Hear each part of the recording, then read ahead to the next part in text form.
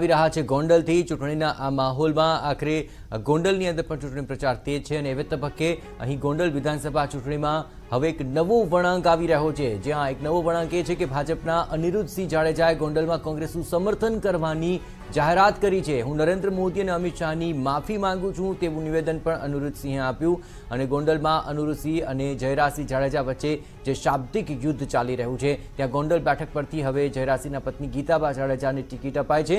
એવે તબક્કે તાજેતરમાં જયરાજસિંહનો ધમકી આપતો વિડીયો પણ સામે આવ્યો હતો। આ સમગ્રમાં એક મહત્વપૂર્ણ ટ્વિસ્ટ આવ્યો છે અને હવે કોંગ્રેસને સમર્થન આપી રહ્યા છે ભાજપના અનિરુદ્ધસિંહ। 8 તારીખે તમે લોકો જોશો કે ગોંડલ તાલુકાની અંદર લાપસીના આંધણ મુકાણા હશે અને ઘરે ઘરે લોકો લાપસી ખાતા હશે જયરાજને હરાવવાથી અને જયરાજની હારથી। આટલો એનો ત્રાસ છે। તમારી સાથે જયંતિભાઈ ઢોલને જે અગાઉની પ્રેસ કોન્ફરન્સમાં એ આપની સાથે એ બધા છે, આજે પણ મારી સાથે છે। આજે જયંતિ બાપા ઢોલ હોસ્પિટલમાં છે, એમને ઇન્ફેક્શન થયું છે એટલા માટે, નકર એ પણ આવવાના હતા પ્રેસ કોન્ફરન્સમાં।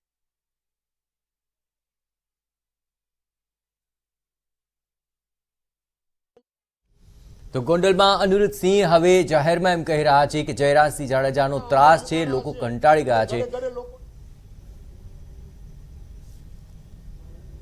અને આ સમગ્ર મામલે વધુ વિગતે વાત કરી રહ્યા છે, જોડાઈ રહ્યા છે ટીવી 9 સંવાદદાતા રોનક। આખરે અચાનક જ આ ટ્વિસ્ટ આવવા પાછળનું કારણ શું જણાઈ રહ્યું છે?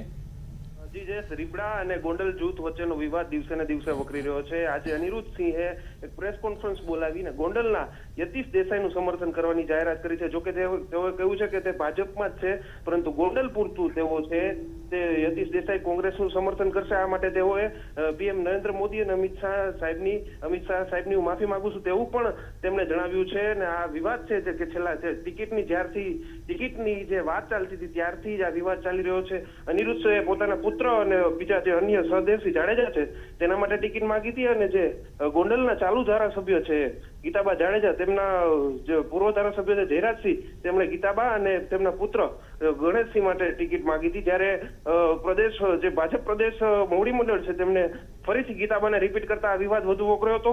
થોડા દિવસ પહેલા જયરાજસિંહની જે ભુણાવ ગામની સભા હતી તેમાં જયરાજસિંહે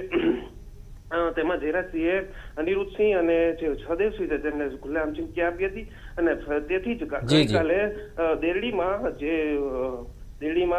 અનિરુદ્ધસિંહે જે પ્રેસ કોન્ફરન્સ જે દલિત સંમેલન હતું તેમાં જયરાજસિંહ ઉપર પ્રહારો કર્યા હતા અને આજે ફરીથી પ્રેસ કોન્ફરન્સ બોલાવીને તેમણે કોંગ્રેસના ઉમેદવારનું સમર્થન જાહેર કર્યું છે। આ વિવાદ આવનારા દિવસોમાં વધુ ને વધુ વકરી શકે છે। બિલકુલ રોનક, તમામ ગતિવિધિઓ પર આપ નજર રાખતા રહેજો। તો 2 દિવસ પહેલા જ એક વિડીયો વાયરલ થયો હતો કે જેમાં જયરાજસિંહ જાહેરમાં ધમકી આપી રહ્યા હતા કે જ્યાં સુધી જયરાજસિંહ જીવે છે ત્યાં સુધી તેમના પરિવારમાંથી જ આ ટિકિટો મળતી રહેશે। એટલું જ નહીં, આ જ બાબતને લઈને હવે મામલો વધારે તૂલ પકડી રહ્યો છે અને હવે અનિરુદ્ધસિંહે કોંગ્રેસને સમર્થન જાહેર કરતા આ મામલો વધુ ગરમાઈ રહ્યો છે। જોકે અનિરુદ્ધસિંહ જાડેજા સાથે પણ કહી રહ્યા છે કે તેઓ અમિત શાહ અને નરેન્દ્ર મોદીની માફી માંગી રહ્યા છે, પરંતુ આગામી દિવસોની અંદર તેઓ ભાજપને સમર્થન નહીં કરે, કોંગ્રેસના ઉમેદવારને તેમણે સમર્થન જાહેર કર્યું।